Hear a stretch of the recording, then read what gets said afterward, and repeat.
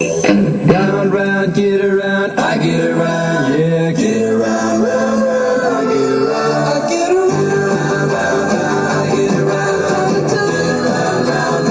get around. The Beach Boys, 1964. I remember that song, and I'll bet you R.J. Ron Joseph remembers that song, don't you, R.J.? Oh, I'm a little too young for that. I don't think so. Nice try, though.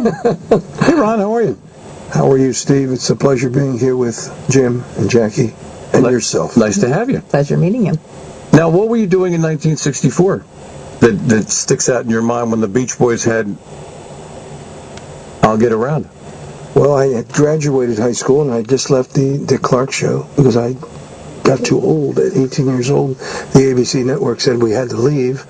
Otherwise, Dick would have had to pay us that minimum, and Dick wasn't going to pay us the minimum. It was just too many young people on the show, about 50 couples. So I had a very wonderful chance. A new television station was opening by the Young People's Church of the Air, Dr. Percy B. Crawford, at 1230 Mermaid Lane, and I was given a public service show, and I started doing that. Wow. And was Bandstand the reason where you got the exposure? Not really, because, once you left Bandstand, the music was over there. I went down to Chester, Pennsylvania, and had my first radio show and joined their sales department. WVCH? No, WEEZ, 1590 on the end of the dial. There were two stations in Chester? That's right. VCH was owned by Jim Teasdale, which was religion. And Jim Teasdale was the first WIP engineer. Chief engineer. And the guy I made the deal with for Villanova Sports, a great man. Marvelous man. Yeah. Beautiful man. Left the station to a person that would perpetuate his religious... I didn't know that part. Yes. See, now there's my 20 people in the world to mention a station, even though I was the wrong one, not the one. To bring up Jim Tisdale. Yeah, he was 740 on the dial, was a daytimer. We were full-time, and I got my first break in radio, and I went into Dick Clark and said, I got a job in Chester, PA. And we reached into Philadelphia on a fringe reception of 1,000 watts, and I was thrilled. And then I had this television gig that Dr. Crawford gave me on Channel 17, and I broadcast in from all walks of life. Who was the GM? G. McCurdy? No, he was at 6. No. 17, Channel 17? Now I'm going back before... wow. Yeah, wait, before Marconi invented the radio. No, WPCA. It was called the Philadelphia Church of the Air. Okay, I got the wrong We were at 1230 Mermaid Lane. You know, we mentioned before about 45. What was your first 45, do you recall? What was the first piece of vinyl you owned, and how did you get it? I guess one of my brothers. It would be the Red Robin. You don't even remember it. 1953, 54. Well, you're talking about the Robins. The Robins, the Wrens, and the Crows back then, right? Everything, yeah. Yeah? But, you're much older than I am, so you remember better. You're also delusional. I am. Tonight I am. No, you're doing a great job, all of you. And thank you. I admire the show on Saturday nights driving home when I'm in the Philadelphia area, and even though across the country. When I visit the other stations we're on, you come in loud and clear at night. Wonderful. Question. Surely. You do a radio show, you're still doing it, and I guess you are the number one advocate for disco, aren't you? Yes, yes, I am, and I've taken the bruises for it in Philadelphia. Most markets love disco, like San Francisco loves us. And, of course, Los Angeles, no problem. Chicago's no problem.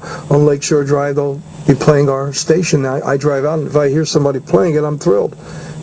Philadelphia seems to have a complex against disco.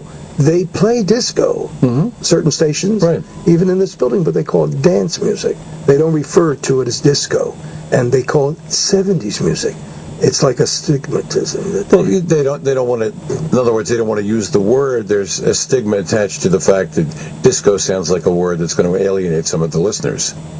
In other words, like a lot of people say, they don't call them oldies anymore because of the same negative stigma. Well, that's a classic. It's classic. That's a demographic. So they want to sell usually a younger demographic today, and that's where we have a problem. So to go out and sell my television show like I did, people think I did radio. I only did radio to promote different activities when I was in town.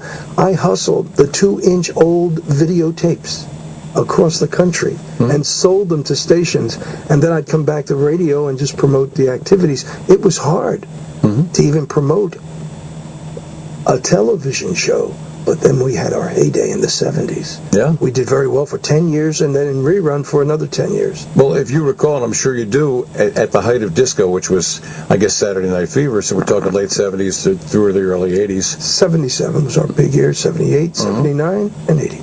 And at that time, a DJ in Chicago, Yeah, that Steve Dahl, wonderful man that decided to break all the disco songs. Sure. And, that was, he got a lot of press out of that and made a career out of that. He sure did. And, however, we continued. Denny Terrio with Dance Fever continued with Merv Griffin Productions, and I continued hustling my show.